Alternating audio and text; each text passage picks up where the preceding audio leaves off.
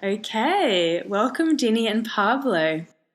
Dini and Pablo have recently returned to Australia after sailing around the Mediterranean for 3 years with their young family and blogging about it on their blog, sailingyogafamily.com.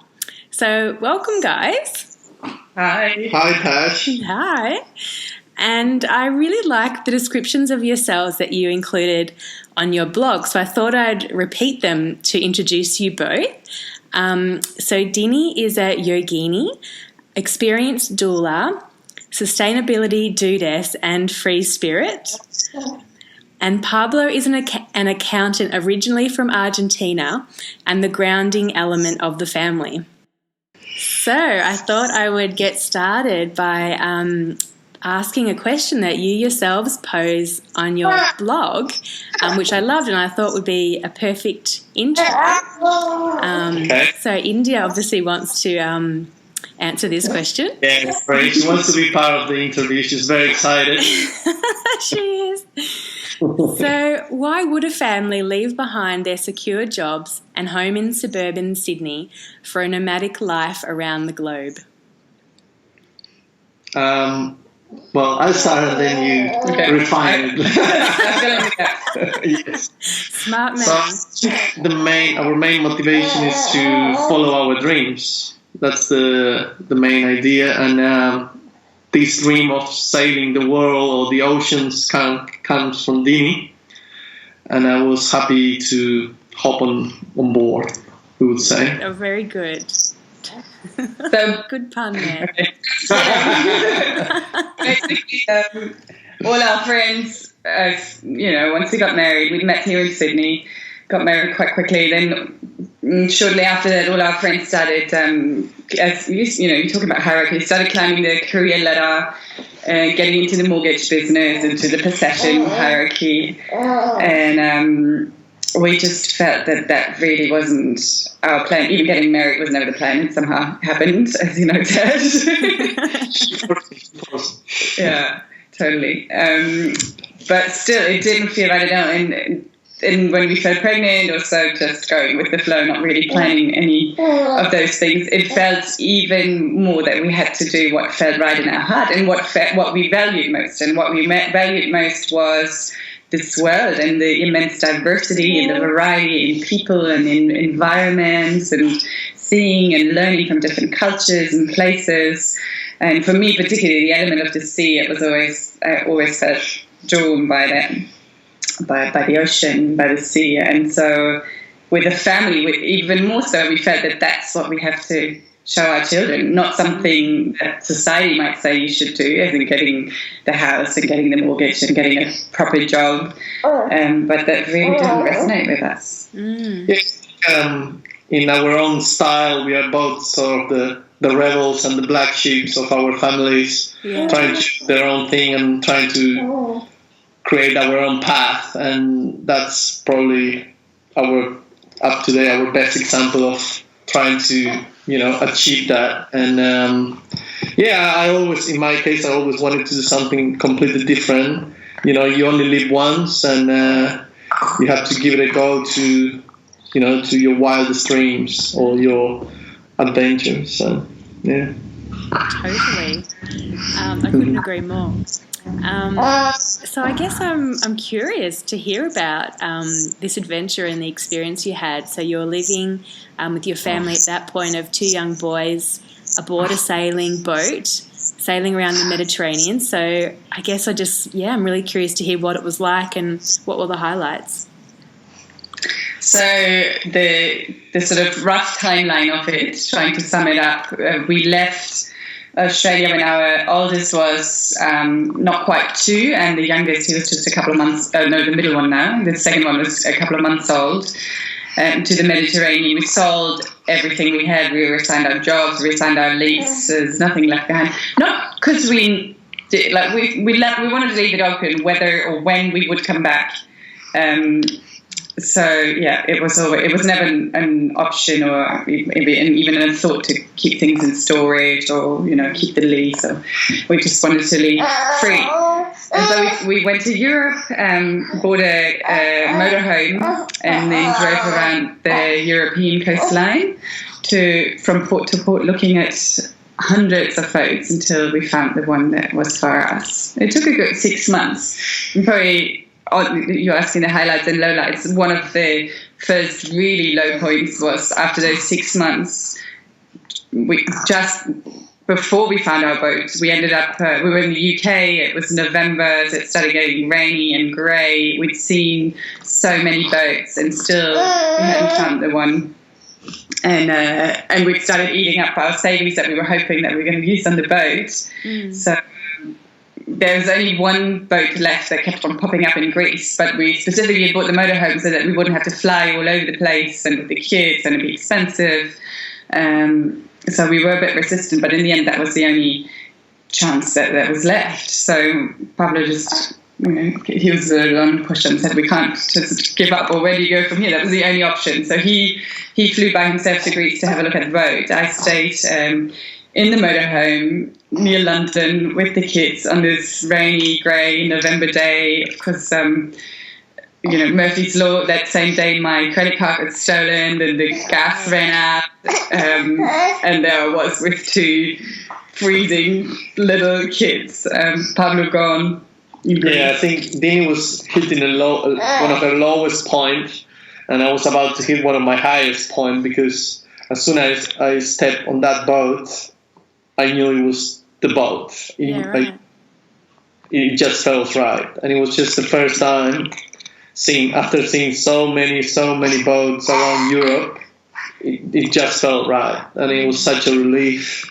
And that was probably one of the highlights, just finding the right boat and feeling that it felt right. Except the moment that I had to send the bank transfer, and my biggest bank transfer. Basically had to pay. I was in my laptop on the owner boat. Yeah. Keeping send all those 1,000 euros. Oh God. There's no going back then. Yeah, it was scary, but I will never forget that. So, but those are the things that an adventure brings. Getting to the unknown and doing things that you never have done before. I think that for me it's all about a lot of feelings that I got during the trip, like buying a boat, finding it, and then going to amazing places. Obviously, it's also a highlight. I don't know what are the highlights, Dini? Even the highlights, well, for me, in that big low was when Pablo, because for me it was basically, if Pablo's not going to call within the next 24 hours, I'm going to take the next flight back to Sydney and call it a day. And I think you need to be prepared for that. Whatever your dream or adventure is, if you leave, you need to want it so much in your heart that it'll push you through those moments, because like Pablo said, they'll come for sure. Oh, sorry. Can't turn it off. It's not really a lullaby, so it should quieten down soon. And then the actual experience being on the boat. So obviously you were sailing around for 3 years, living this amazing life around the Mediterranean. So I guess if you could talk about that. Yeah, so the obvious highlights are the typical amazing day, sun, you get a nice breeze, you set off to an unknown island, and you land in a bay. Ideally you make some new friends either on another boat or with the kids. We had sort of an open door to the locals as well, the Greek being quite child friendly, or generally the Mediterranean folks. For me, it was, and I would always remember, and I always miss that. It's just you wake up because you're, anchored in some beautiful bay, and you know that you're gonna wake up, and the first thing that I'm gonna do is just jump on the water, and that would be my coffee that would wake me up, because I always quite sleepy in the mornings, and I'm not a morning person. So just having that thing of just going at the stern of your boat and you just jump. and it's the first thing you do in the day. So imagine how amazing is that? Like, you just can jump on the water, and that's how you start the day. So it cannot be a bad day because you just started in the best way. So sounds amazing. Yeah, that's one of the highlights. So I would have normally been up, and that was the highlight. I'd been up 2 hours already. So that means when I get up, no one else is up. So I swim to the beach, do my yoga, go for a run. And a couple of times I went for a run, and of course you don't know where you're going to run to, and sometimes you're completely remote, no civilization whatsoever. And sometimes I'd come across, especially in Turkey, across these ruins. They'd been there in Australia, they would be the national monument because they're so beautiful and so well maintained and so old. But because there's so many of them, it's not even a tourist attraction. It just sits there, kind of. One particular spot, actually, I'm thinking about.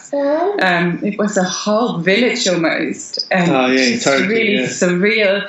And then somewhere on one of those old ruins was written a phone number instead of they painted a little red. So I thought, what can you lose? Went back down to the boat, and we called that number, and sure enough, it was an old lady with 3 words of English. Right. And we communicated that, at dawn we'd meet at that spot again. And I wanted to show the kids in Pablo anyway, so we hiked up there at dawn. And dusk, so the end of the day, and sure enough, there was this old lady who came with the most amazing homemade Turkish bread and olives from her garden in the next village. Just those moments that you totally don't expect, and those things happen.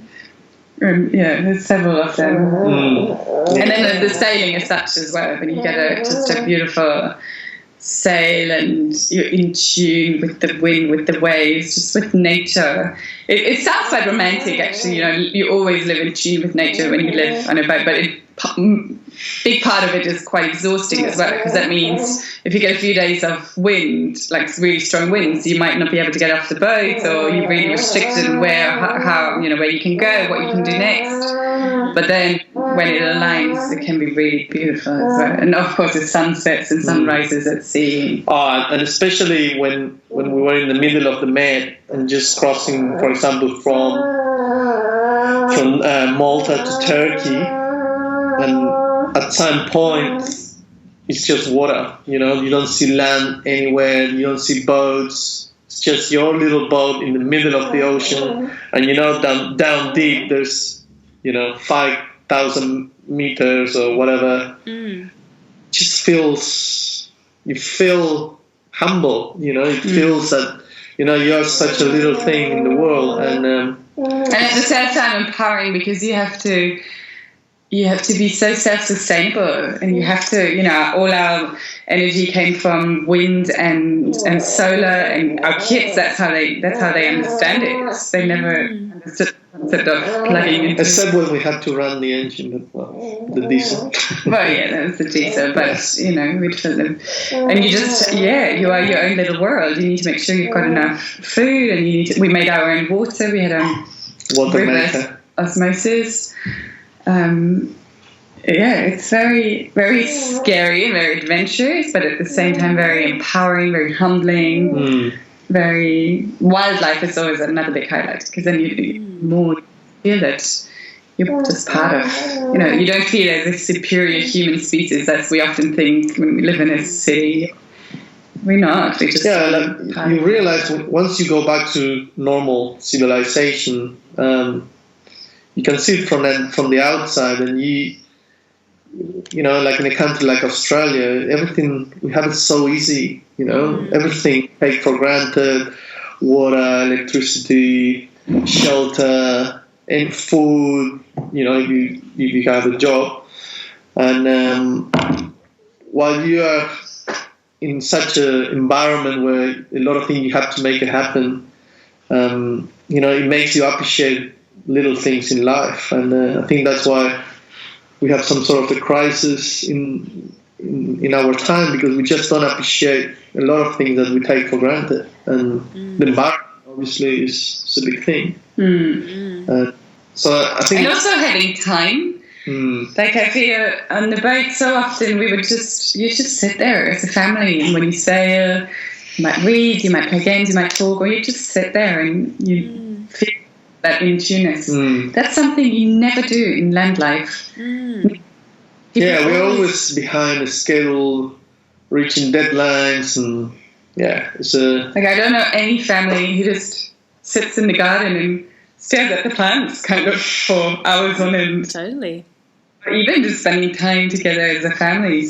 And then when you meet people as well, there's always people rush and they might have half an hour for you and they go on.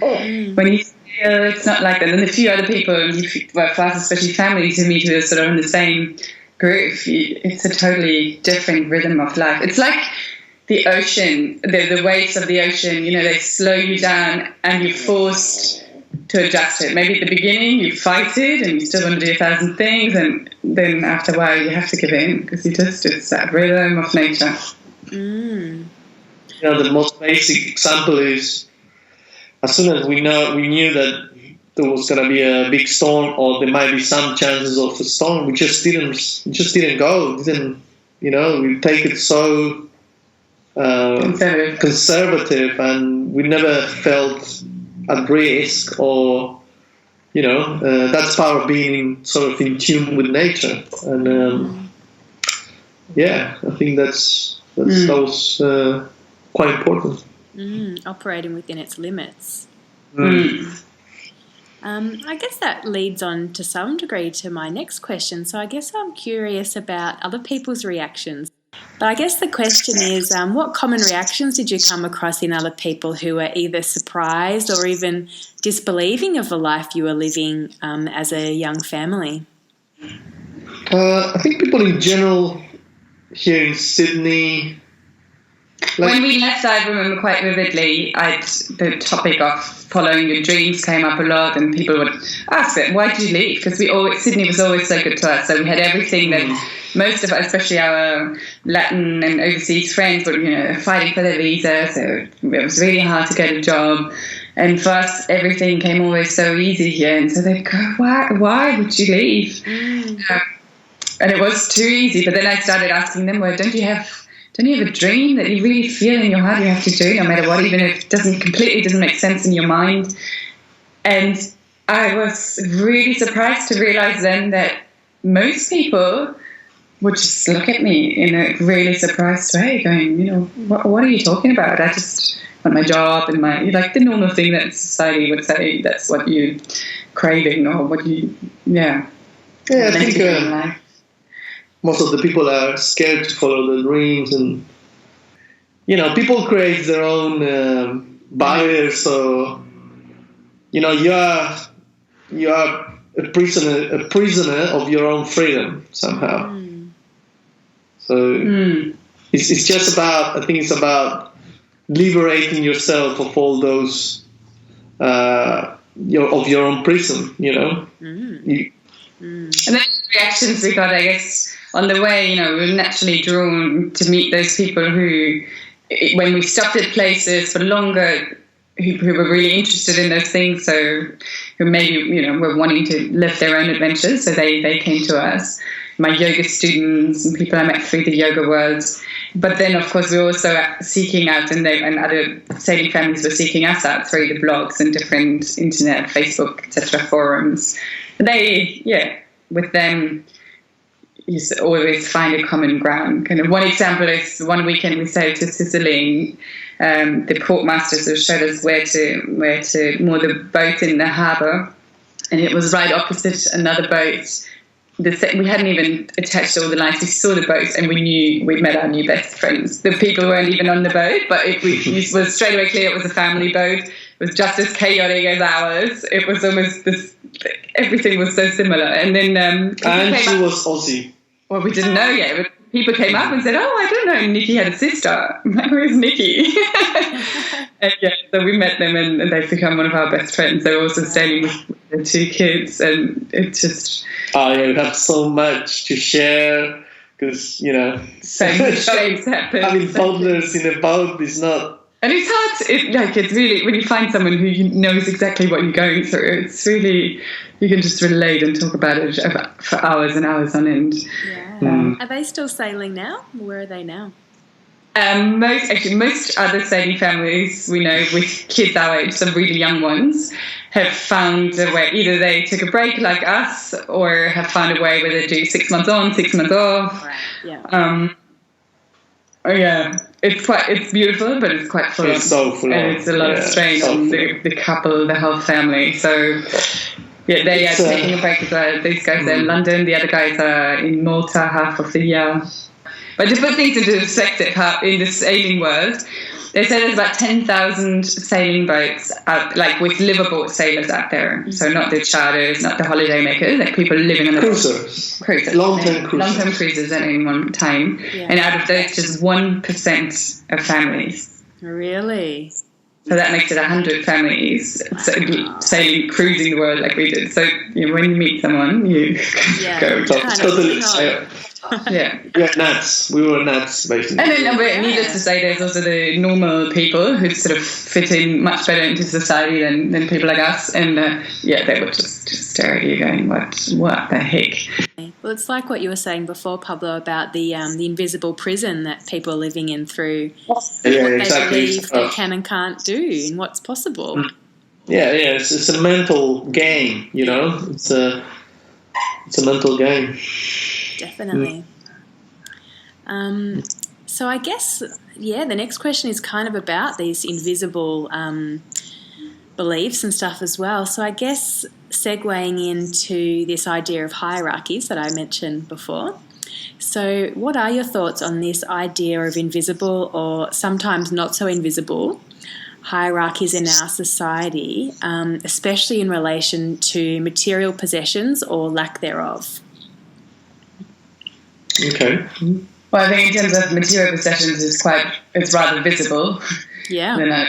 Quite obvious. Especially we're lucky enough to be in Bondi at the moment. So it's one of the wealthiest areas, and property, as you know, in Australia is the topic most people love talking about. So it's quite visible.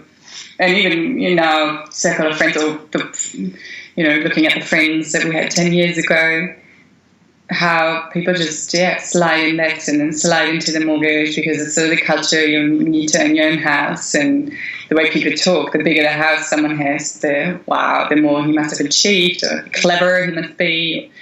But actually often it's just, there's those cases, but then there's many who just the family are lucky enough. Yeah, obviously what society is telling you, that if you want to climb in the hierarchy and you want to be at the top, you need to have, show and have a lot of material possession. You have the big, you need to have the big house. Your wife needs to have the latest 4WD, BMW, Mercedes, and pick up the kids with that. And you see it. You can see it. It's very. I think you can see it, but for us, and I guess that's a living example. You can also just. It's never been a, sort of laugh about it, kind of. It's never been a thing that we felt we had to follow. It does affect you, obviously. When we came back, we thought it'd be nice to maybe buy a house, so next time we go, we have a base to come back to. Impossible. We just cannot kind of afford it here.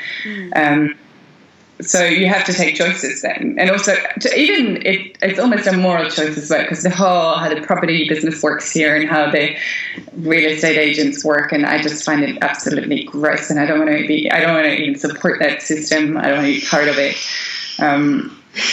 So there is, it definitely does exist, this hierarchy, especially in terms of possession. But there is also always that option to opt out. Being maybe different, we grew up sort of in different cultures, so maybe it's easier for us to just step out and see that, but you don't have to buy into it. And I actually think, you said before, I'm a bit of a free spirit, a bit of a rebel, but I'm not going to, I've got 3 kids, I don't have the energy to, Che Guevara start a revolution, and maybe that was the 70s, maybe it's not the time anymore, but I feel sometimes it's a silent revolution, just showing, being a living example that you can live a different life, and many things that I'm not in agreement with in this society, from politics over some of the hierarchies you mentioned, rather than sort of aggressively, revolution or rebellion, fighting against it. It's my own personal thing to just ignore them. A lot of people are, elevating your consciousness. A lot of people are realizing that there's nothing there, in possessing and climbing up the ladder in your corporate world or trying to get the mortgage for the biggest house. And I think a lot of people like us, you can see there's emptiness there, and it's not gonna fulfill your spirit. So I think that's why a lot of people have problem with drugs, or they buy, but they don't feel. That's also why my yoga classes work so well, because people are more looking. Yeah, and so my yoga in general, because people realize that there's limits. Yeah, possession. They don't really make you happy. Exactly. More doesn't mean better or happier. Yeah, on the contrary, actually, I often find throughout our travels, and even long before we met, I worked in Peru for a couple of years, and in the jungle, where people had materially nothing, and yet they had so much more. You've been to South America as well. I find that although generally, materially speaking, people have much less over there, still they have that joy. Like, you give 3 potatoes and a bottle of wine to someone, they go, "What? You can't do anything with that." Whereas over there, they make it a party, they make it a fiesta, and everyone's happy. Totally. Well, this leads perfectly into my last question. So if you could, I guess I'm interested to hear from both of you, if you could share one thing with the readers of my book with respect to the freedom and mental clarity that comes when you detach yourself from stuff, what would that be? Look, I just, to one thing, it's hard to put in one word or one sentence, but I think the more people have, the more fear they have of losing it, the more tight everything becomes. It starts in the body and it goes over in the emotions and the mental space. Whereas the less material stuff you have, the more you can just go with the flow of life and see where it takes you and get all these wonderful surprises that otherwise you'd miss out on.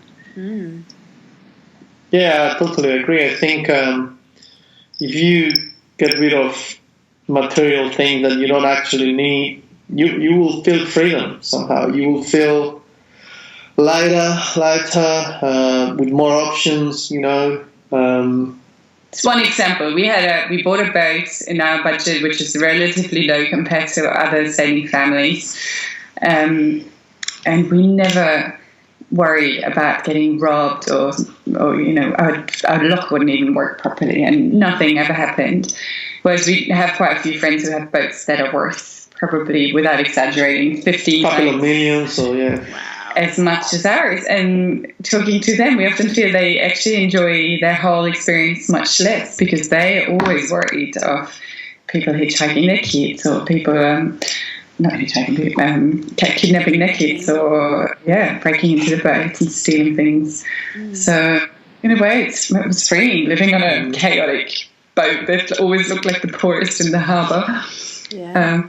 And I think that's the same thing, you can apply for houses or for anything, cars. I felt the same when I was backpacking, because I looked like I had no money, and actually I didn't. So I never got robbed. Thank you so much, guys. There's so many good insights and gems of wisdom in there. So thank you again for your time. Oh, pleasure. Thank you, Tash.